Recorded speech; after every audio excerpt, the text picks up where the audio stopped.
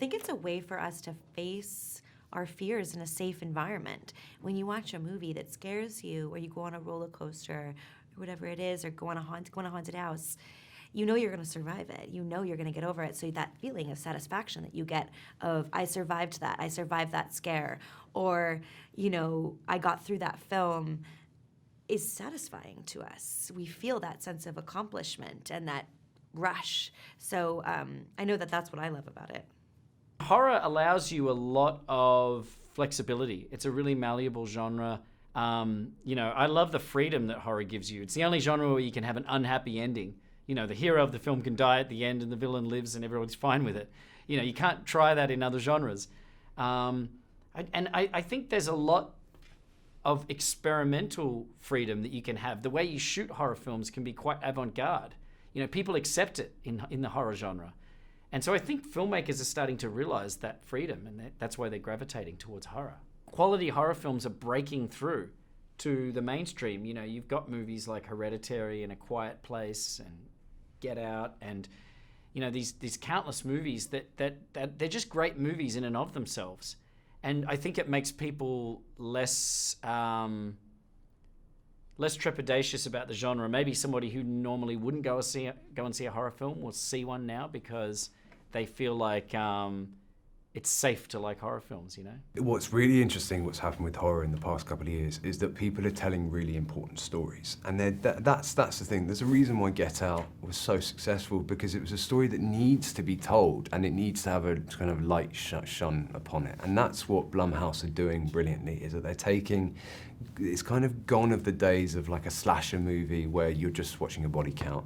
Absolutely. I can't speak for my entire generation, but Generation Z is holding people accountable, and we try to consume and create content that, one, represents us as whole humans, and then two, really tells people's stories and has a message. Jason's taught me a lot about making the idea the star. He doesn't want to deal with any of the perks or the window dressing of the film industry. He doesn't need giant movie stars. He doesn't need big budgets or trailers and all the bells and whistles of movie making. He doesn't need any of that. All he's interested in is great stories. And his belief is that a really unique story can cut through the noise. If it feels like something the audience hasn't seen before, they'll go. They don't care that it cost $5 million or $100 million. They just love the idea. And he keeps proving that over and over.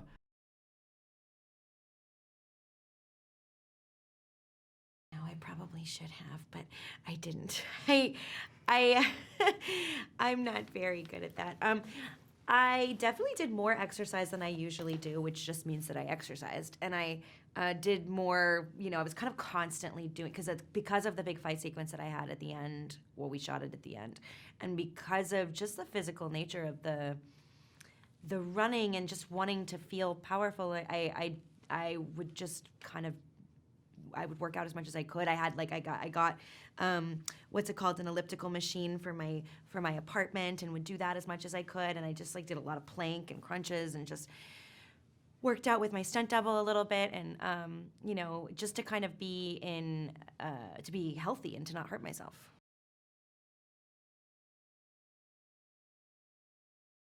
Drink a cocktail. A Moscow Mule, and which sometimes happens in the car on the way home occasionally, and turn on my iPad or whatever device I've got going on, and turn on a TV show, and hopefully it's something that has nothing to do with whatever it is that I'm doing, and I just have to go somewhere else.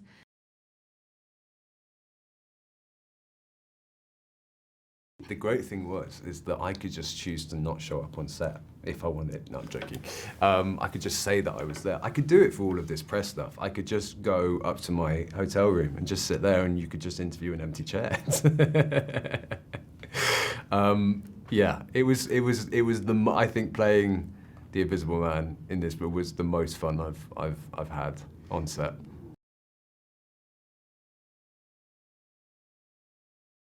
That's exactly what I should do. Something totally different. I will do season 4 of Handmaids, of course. But I will always love drama. I will always love those challenging characters. I will always love dark material. But I am, and as a producer as well, I am exploring things that have a different tone.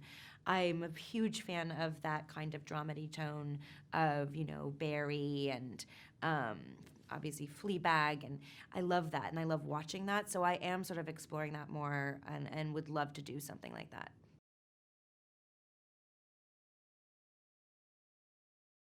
No, not really.